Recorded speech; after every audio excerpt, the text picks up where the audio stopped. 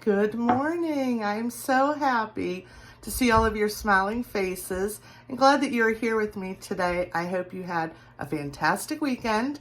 And today we are going to be learning about the formation of sedimentary rock through the process of the rock cycle. It's a very fun lesson to learn, so we are going to start that now. Ready? Let's go. Hi, sedimentary rock are rocks that were broken off of a larger piece of rock and they formed together a brand new rock. So if you see here, you can see the different rocks that came together to make this rock. This is a huge rock formation and you can see the different levels and layers of different types of rock here. And then this is very easy to see the different rocks that were layered to form this beautiful rock. Now, how the rocks are broken down is through a process called weathering. So the breaking down of rocks or minerals is called weathering, and we are going to write that on our line. You are going to use this sheet later for a study guide. Okay, now I want you to think for a minute. What things would cause weathering? What would cause a larger rock to be broken down into small pieces? Think about it. Here's a clue. This has the word weathering in it. Weather. So what would happen in weather to cause a rock to break apart? Anybody? Do you have any guesses?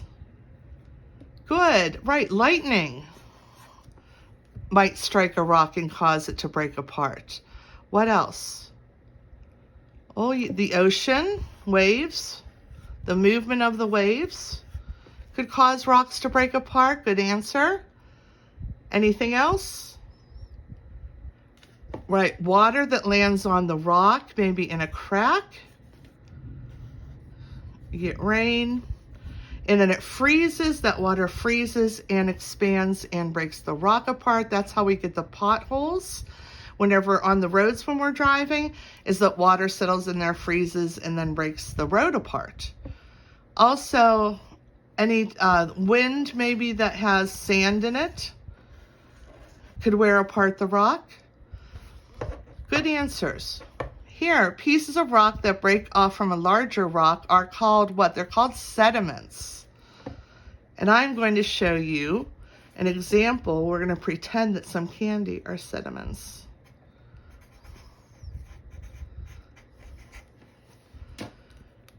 Okay, last week we talked about bringing candy for this experiment. If you don't have candy, that's okay. Just go through the lab with us, and you can do this at a later time when you have some candy, like taffy candy that you may have gotten at the store. You can do this at a later time. It doesn't have to be today. Just go along with us. So here, I asked you to get some candies. These we are going to pretend are our rocks. Okay, out in nature, you're going to need your candy and a plastic bag, a Ziploc bag, and you are going to need just a plastic knife. It doesn't have to be anything sharp. If you're going to cut apart the candy later in the lab, make sure you have an adult with you to make sure that you're safe. Here we're going to pretend that these are our rocks. Stick into my paper. And we're going to take little pieces off of the candies and pretend that nature came along and lightning struck our rock and it broke our rock into many, many smaller pieces. So I'm going to give you time now to go ahead and break your candy or your rocks up into tiny pieces. And then I will see you in a few minutes. Now we have all our tiny pieces of rock, and now we have to get them together to form a larger rock. These are sediments, and they are going to travel either, think of a way a tiny rock might move from one place to another. What would cause that to happen? Anybody have any ideas? How would a rock move from one place to another? It doesn't have legs to walk to the other side of the stream. Right, it could be moved by water, maybe down a stream. or in the ocean? Any other ideas? Right, once there's a mountaintop with snow, once the snow starts to melt, all the little rocks slide down with the water. They can be moved through a glacier or an iceberg. They might be in the ice of the iceberg and then move down the ocean with the iceberg into a different place. Now, once all of these rocks land at their final destination where they're supposed to be, they're going to pile on top of each other. And that weight, you're going to take our sediment, put it into our Ziploc bag. Now, more tiny rocks and sediment are going to pile on top of it. And what's going to happen is that they're going to get very heavy. And these rocks are going to start molding into each other. And then you're going to also have little pieces of dirt and other things that are going to form with these other rocks. And there more weight and more weight is going to be added on top as more rocks pile on.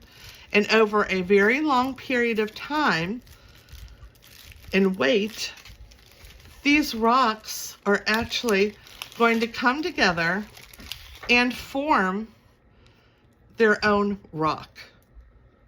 All these tiny pieces like you see here, these are all different individual rocks, just like these were different pieces of rock. And then over time, there are going to be layers and layers and layers. And this takes a very, very long time.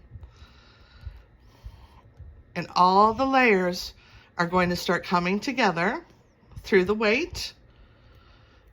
And you will see, if we cut this massive rock, that's going to look like this inside.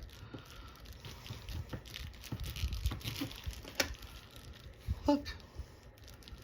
All the different layers, all the different rocks have come together to form one new large rock. The movement of rocks from one place to another is called erosion.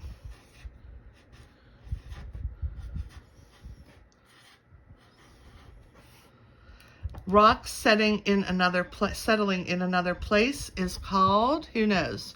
We just talked about it. When they all come together and they form a new rock, they're settling together, is called deposition, because we're depositing the rocks in a new place. And the rocks, pieces of rock forming a new rock through heavy pressure. The heavy pressure on all of the layers of rocks is called cementation.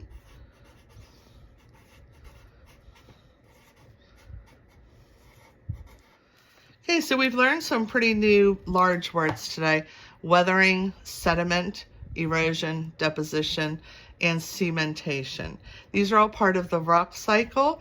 And I hope you had fun playing with the candy. Don't eat it because we have been playing with it with our hands. Throw it away and eat the pieces that are still in paper. And I will see you tomorrow.